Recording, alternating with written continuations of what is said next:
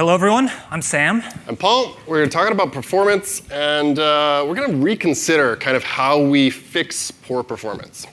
Oh, well, this is really timely for me. Oh, it is, this talk.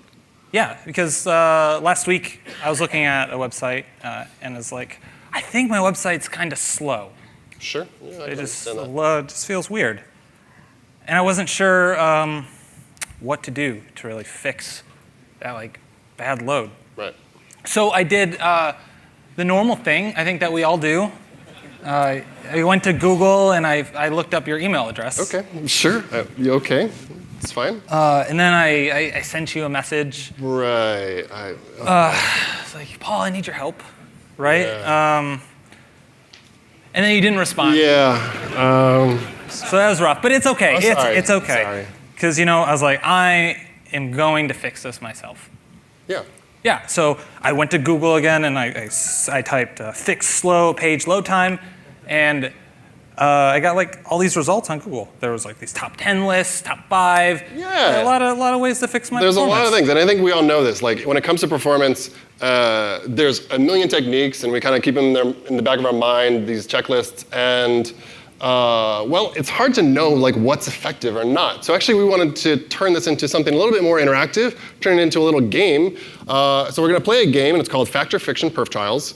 And Paul, you said it wrong. Said it wrong? Yeah, remember we practiced this?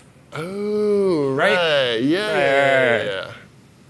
Okay, so we're going to play a game, and it's called Factor Fiction Perf Trials.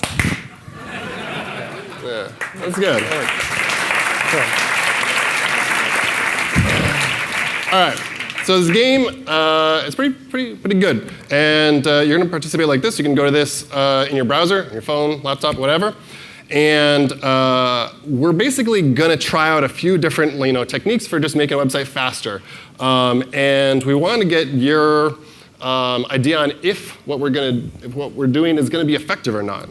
Yeah, is it going to have a lot of impact or not? So you can just use the slider they have on your phone. You can drag it up or down. Here, everybody, let's practice. Everyone go up. It's positive. It worked. Cool. Everybody go down. Oh man, this is like the wave. It's so good. Future. Okay, cool.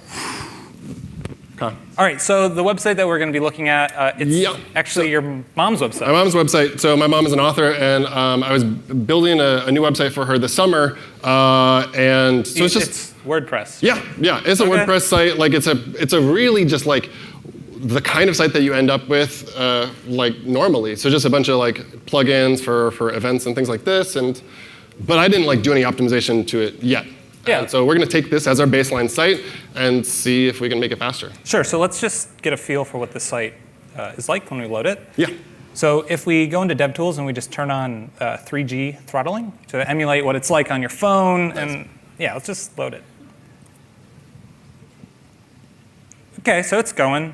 Right. Yeah. Okay. Seems. That's not terrible. Seems but okay. There's room for improvement.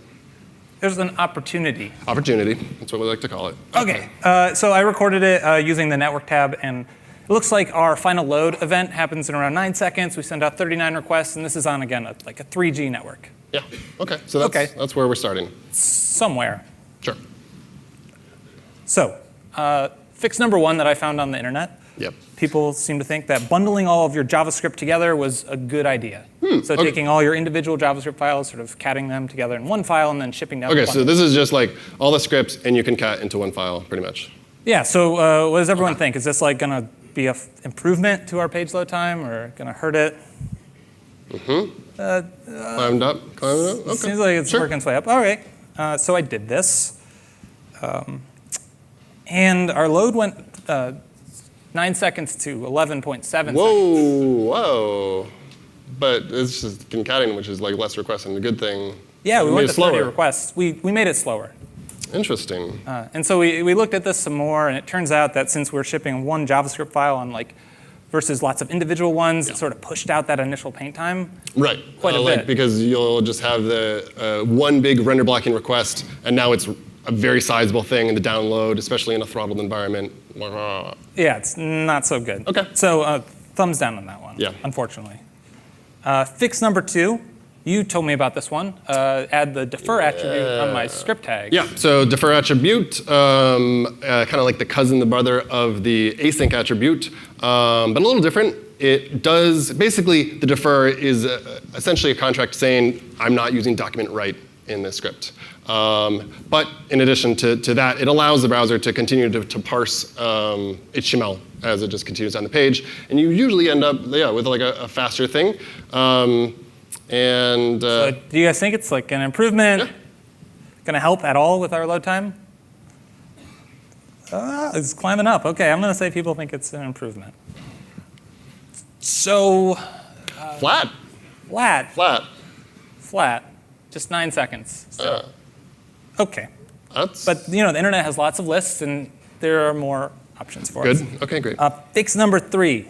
Group the style sheets together in the head above script tags. So the idea is that you put your style sheets above any script tags because the browser can only send out like 6 requests at a time. Use the rest. Yeah, so like you wouldn't want to interleave because style sheets are going to be more important when it comes to like the rendering and what things look like. So if they're the most important things, you want them to be the first things to start, because if there are a lot of requests, like there are 40 on this page, then we're going to hit our maximum of 6 requests per host name, 10 requests total, and then like all the next requests get queued out. It's just like I have the spec reading to me right now.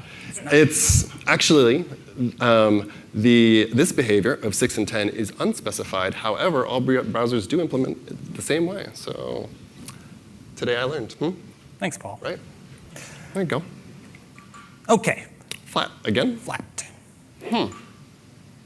Seems like everyone kind of agrees with us. Just like this doesn't really do much. Yeah. I mean, did the load just change in any way? You know, it was interesting. When I did this, I sort of saw this like flicker of like half-painted things, and then it snapped in again. And so it definitely affected something, but our load time didn't really move at all. Oh, interesting. Yeah. OK. All right. You got one more? Fix number 4. I really like this one. Minify our JavaScript and CSS. Classic. So use something like Uglify and like Nice. YUI compressor for our CSS, and shrink the file size and then send it down. Oh, wow. People are Reaction. Yeah, really thinking this is good. Minify. Wow, it's really going up. OK. I mean, Minify is It's less bytes. the jam. Yeah. Yeah. It's less bytes. It's good. Hey, OK, it worked. And yeah. It did something. So we're down to 7.6 seconds on that load. Thumbs up. That's pretty solid. Yeah. Yeah, That's nice. and this is without any of the other fixes. We just minified the sources. So Right. we're still shipping the same number of files, which is like 40, 39. Cool. And it dropped us like a lot. It's good. What if we took all of them and we put them together? Good question. OK, so all 4 fixes at the same time, like, what do you think? Effective? Not? Like, Will it be more effective than fix 4 on its own? No? somewhat positive. Positive. OK.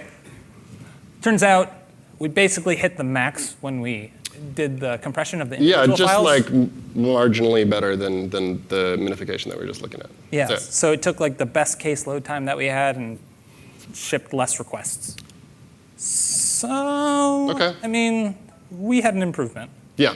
And in fact, before we move on, this is the end of the interaction. But can you get that off the screen? Oh, I guess. Thank you. I guess before someone figures out how to, send the messages. To Yeah, play just open up the something. console and Yeah, spam it with that, and then start doing loops. Real quick. OK. OK, good. So we were using onload as like our just measurement, our metric that we're just like for all those. Yeah, right. But you were also pointing like onload is kind of a crude metric. You were pointing out that in the style sheet one, you actually that number didn't change, but you saw things were rendering like starting a little bit earlier, even though it ended at the same time, right? Right. So like, there's this question: if we're really trying to evaluate the load time, like, can we use something a little bit better? Like, can we use better metrics than onload? And so Sam and I have worked on a project with some other folks called Lighthouse. Lighthouse does a lot of things. It does auditing for best practices of web development, and especially around progressive web apps. But it also does a nice job of measurement and delivering high-quality performance metrics. And so this is just a screenshot of what Lighthouse looks like on the command line. So it's available just on the command line. You can run it in continuous integration, but also in a Chrome extension and a few places. A node module. Like we used the node module in this case. Yeah, so actually we took the node module and then just put like a little charty module in front of it and a little tool called PW metrics. And so it just passes a URL, it runs it through Lighthouse, takes the numbers out, plots them. And these are all like more meaningful metrics for us when we're trying to measure this page loading and when it's interactive, when it paints, and when a user can start to sort of use the site. Yes, actually, exactly. So we ran this on the site with before and after. So top is before the baseline, no changes at all, and the last one is this with everything after. applied? Yeah. And so you can see that we shrunk that time to interactive, which is basically when the user can start using your application. Yep. And in this case, the website. So we went 3,900 milliseconds to 3,300. So it's faster. 16% faster. Yeah. It's not bad. We took some techniques that we found online and we applied it to this very specific site. Yep. And we did get some wins. Yeah, totally. But also, like, just going through this, I just kind of wondered, I'm looking at it, 16%, like that feels good and that's worth something. But also, like, how fast could it be? Like, are we anywhere near close to like bottoming out at like the point of diminishing returns, or like plenty of room left? And so, like, the way that we did this was we just basically take these techniques that we saw, try them out, see if it works. Reload the page, like, it seems faster, maybe try some more, Yeah. You just keep stacking. And so I want to like think about what if we could kind of invert that process. Instead of just going right at it and applying fixes, kind of what if the fix is the last part that we do? So starting in kind of the first place, what you really want to identify is the user perceivable effect. Now here we're talking pretty much about just page load. Right. And just that kind of narrative of going from a blank page to things on it. But we could be talking about scroll, input latency, other interactions like that. After that, you want to kind of look at what is happening, identify the kind of the critical path, and figure out what is the primary cost, what is consuming time.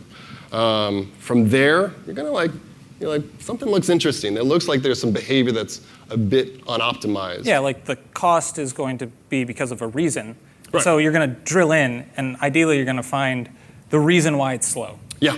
And so the reason why it's slow is the root cause. And you're like, this is the thing. And at that point's a good time to try and apply some fixes. So we kind of just go through the measuring and profiling, diagnosing, identifying, and then we attempt some fixes, and then we're in a good place. I like that. That's good. Like you measure, you profile, diagnose. It's like MIPDIA. It's like MIPDIA? MIPDIA. It's what MIPDIA? MIPDIA. You measure, you profile, you diagnose, you identify, and you attempt. Oh, you're making an acronym about MIPDIA. MIPDIA. MIPDIA. It's the new framework for performance diagnosis. There was Rail, and that was cool, but that's so like 2015. Sure. MIPDIA is so 2016. Yeah, totally. Right? Like you just hear MIPDIA, MIPDIA. No. Like people are shouting it, I hear it. No. Really? Come on. No. All right, it's fine. But just kidding. All right. So first step in MIPDIA. MIPDIA. You need to measure. And measuring is important because before, if you don't measure, I got it. you can't do the rest. Yeah. Right. So we're going to use this really cool JavaScript API that's shipping everywhere, performance mark and measure. Yeah. And what this is going to let us do is actually, in our JavaScript code, put these performance marks. So we'll be able to say, this is when I'm instantiating this jQuery plugin, this is when this view shows, this is when I fetch the data, and this is how long it takes. And so it requires a little bit of work and go in and instrument your code, but it's really useful to be able to talk about times and durations and things in your terms rather than the browser's terms. And so we applied it on the site, and so in addition to just getting the information out in client-side JavaScript, it also kind of augments the Chrome Dev Tools. So in the timeline, you could kind of look at this flame chart and try and diagnose what is actually happening here, or just kind of look up at your performance measure because everything's kind of labeled here. Yeah, so I mean, this shows up right in DevTools, which is really handy when you're trying to profile what exactly is taking a lot of time. So should we profile this? Let's give it a go. All right. All right. So I'm bringing up the site, and we're going to go look at it over in the timeline. Let's see. We'll keep on network JavaScript profile screenshot. Seems good. This seems good. 3G network still enabled. Cache disabled? 3G, yep. Yeah, okay. all right. Reload. When you hit Command R here, it's going to reload, and it's going to wait until 3 seconds after the onload event fires, and then it will just stop recording automatically. But if you want, you can just stop it yourself. Pro tip, Sam, for you. That's a nice one. OK, so this is just the overall look of everything that's happening. That's a lot of network requests. Yeah, exactly. So we've got a lot of network requests all up in here. The purple requests are style sheets, and these guys are scripts. Images here, those go out quite a ways. And then down here is the main thread. Here is those marks, good stuff. So there's a little bit of JavaScript activity down here. But yeah, a lot of network action. So we're really looking at like when do we paint something on the screen? Because that's what we want to optimize. Right, exactly. So OK, first step, measure.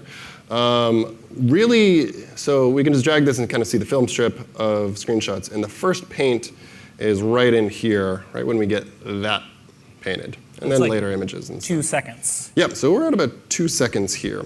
And if I just kind of zoom to that area, all right, down here, main thread, not doing a whole lot. Yeah, it seems pretty empty, which is like confusing because usually you see a lot of stuff there, and that's what's preventing the paint. Right. But in this case, we're not really doing much JavaScript. Right. Now, I will point out at the end over here, this stuff.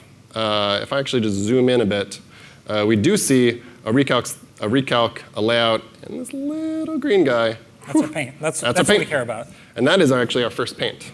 And so that's our first paint. Oh, that's nice. He's right there. That's nice. But so actually, so what I want to do at this point is make this paint happen sooner. Yeah, it seems like we should be able to push that way back so it's not at 2,600 milliseconds for our first frame. Yeah, OK. So optimize first paint. Yeah. That's our goal. Now, the thing is, there is actually a relationship between what's happening here and the stuff up here.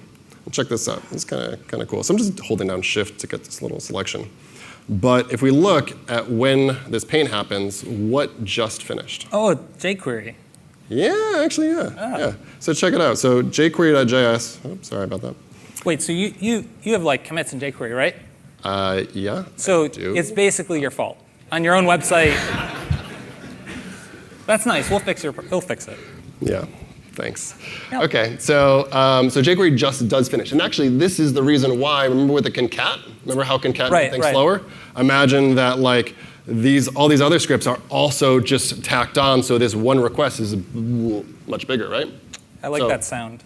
Like that's what I imagine. That's the sound of the network. It is the sound of it. Crazy. OK. Now the other thing I do want to point out here is only little tiny red squares. That's usually like it's important. Yeah, it's actually the network priority, and a medium, high, or highest network priority is a pretty strong indication that it is render blocking. Now that's not like 100% of the time, but generally that rule works pretty well. So render blocking requests is exactly why you can see like these images not render blocking, but pretty much jQuery render blocking. The paint, the render, happens right when it's all jQuery. It's jQuery. The last render blocking request finished. It's fine. I know you're trying to like push off the responsibility, but clearly it's jQuery. Thank you. OK, so right, render blocking resources, and we don't want them to be render blocking. No, we should like make less things red. Exactly. So now that we've kind of figured that out. Oh, I know where you're going. Yeah. So actually, first thing that we want to do is take the scripts, take all the scripts, make them not render blocking. So we're going to this was my fix, right? Apply, yes, the defer attribute to all the scripts. So sorry, yeah, it's yours. Now, in addition to the script tags, I'm also going to apply it to do some. Sorry, what? This is so nice of you. I don't have to look up your email address because I just have it right here now. Thank you so much. That's really nice. All right, but go ahead. Sorry. I don't know why we didn't catch this. OK, anyways. Style sheets, moving to the bottom. So we're going to move them to the bottom. And actually, this is pretty cool. moving style sheets to the bottom, kind of, we've always thought that like that might be better if they're not super important. And since some of this actually changed recently, I'll explain a little bit of what happens. So previously, especially in Chrome, this is the behavior that would happen. Like let's say we're just parsing HTML, doing some stuff, we find some of these style sheets in the body, so we kick those network requests off. And basically, we just wait until all of them are done downloading. And when all of them are done downloading, then we do style, layout, and paint. That seems not great. Right, because we treat them as render blocking, and we just don't do anything. So as of this summer, Chrome changed its behavior and actually falls in line with the rest of the browsers. So the new behavior is if we find style sheets in the body, we will kind of like flush what the page should look like at that point. And then also, when they're done, we'll do it again. OK, so now it seems like it's a good idea to put non-critical CSS into your body. Yeah. So you get this win. Right. So the browser will be able to paint the page at that point, but also, like as it moves forward, it'll pick them up and apply the rest. Seems good. Yeah. So in this case, kind of what it looks like, and there's a lot going on here, but at the top, we have these purple style sheets. These are the guys in the head. Now, the scripts that we applied defer to, thank you, these are now green, nice. So they're down here. And the style sheets down here, these ones are the ones that I moved to the bottom of the body. They're down here. So check this out. The paint that we were looking at before, it's right here. And if you look, we have all these other style sheets, right? Now, before we were waiting until all of these finished, and also these scripts too. But now, like, we're able to get that first initial paint out much sooner, and then the rest with the style sheets. Yeah, it seems like a major win. Yeah. This is good. So pretty good. Now that we went through this process, like a pretty good win, and we go back to measure and take another look at just the overview. So if we just took a screenshot of the timeline in this case, and since we have those performance mark and measure in there, you sort of get a feel for what's eating up the most of your time. And what's weird is the slick nav. It's like, you see how big that is? So like I zoomed into this stack, and it's actually taking, on my phone, 60 to 90 milliseconds to build this. And what this is the navigation element on the top. Yeah. It's hidden by default. It's just the top nav. It's just instantiating some stuff on the top nav, which like shouldn't really take 100 milliseconds. Seems really weird. Right, so that sets off an alarm bell. And then you looked into it. So what's happening? Let's just like go through it here. So in my timeline here, what I can do is I can zoom right in to where we're evaluating the slick nav, which is all the way over here.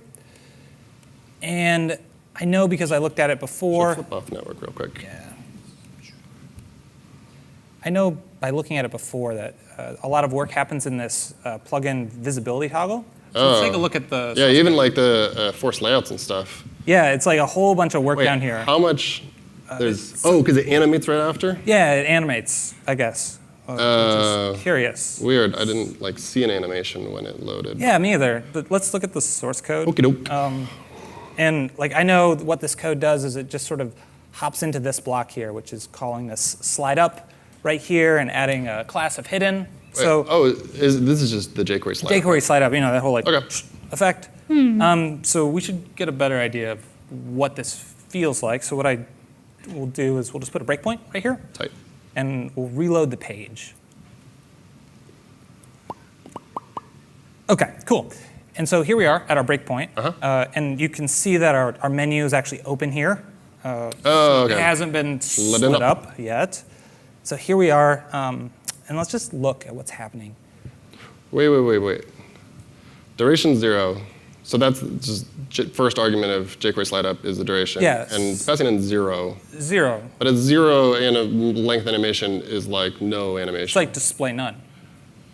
But yeah. But it was doing like 90 milliseconds of work. Yeah, like a whole bunch of from this tweens and create jQuery deferred objects. But wouldn't there be like a fast path where they're like, okay, if it's 0, we'll just like immediately hide it and skip the whole creating animation. I agree. That would make sense. That seems like it would make a lot of sense. Okay.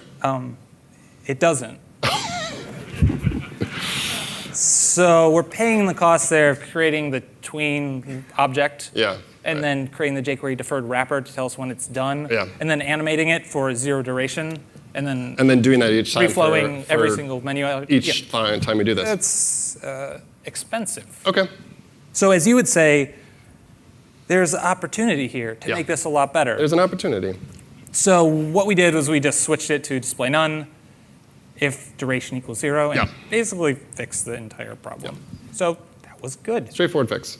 So yeah, going through this, identifying that that slick nav was pretty costly, and it was pushing out this time to interactive because we really want the main thread to settle down so that when the user starts to work with the site, it's available for them. And we were able to identify this because we had those annotations. It made it really easy. Nice stuff. So in total, we did a few things in this case. The scripts and the styles, we're moving them down. Also the images, I didn't mention this, but they were taking quite a while. And so just really basic compression and fixed one, the sizing of one. Really boring. And the top one did apply a link rel preload to get that request going out really, really early. Lastly, the slick nav. Slick nav, That's it. right.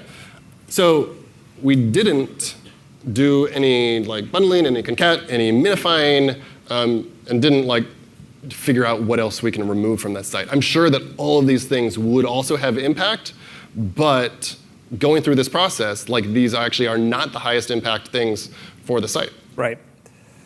So we should look at the results now. Let's do it. So this was before we did anything. First baseline, yep. Then this was after my fixes, Good stuff. which are pretty nice. It's good. Then these are with your fixes. Yeah. So a few things to point out. The contentful paint, that first paint where there's actually stuff on the screen, that came in quite a bit. And a lot of that had to do with the defer and the async and all that stuff. And also, but the time to interactive also slid in quite a bit. Yeah, so we were able to drop that a lot. Yeah, yeah. So we went from 2,400 milliseconds to 1,500 milliseconds, which is great. Pretty good. And this is on a 3G connection, too, Yep. which is really good. Yep. And then our time to interactive went from 3,900 to 2,700. Again, really good. Feel solid about that. I mean, still plenty of more opportunity, but it's a good place to start. So, OK, so in total, a few things that we are left with. Applying just kind of generic performance techniques blindly and just kind of guessing, expect it's going to sometimes be better, sometimes be worse. Be worse. That bundle thing, I mean, I did not expect that. Right, totally. That made it a lot worse. And that's, that seems very common to do. Right. So always just measure, go through the process of understanding the critical path and diagnosing that situation before you get into the things. And also the last thing, just use great metrics. Putting a lot of work into moving one metric, if it's the wrong metric, is not going to work out well. So use tools that help you with good metrics. You're missing one. The most important one, really. Missing one. Yeah. With the what? MIPDIA, Paul. Oh, MIPDIA. Right. We learned MIPDIA. Don't forget about MIPDIA. OK, yeah, MIPDIA, I like it. OK. That's it. Thank you. Thank you, guys.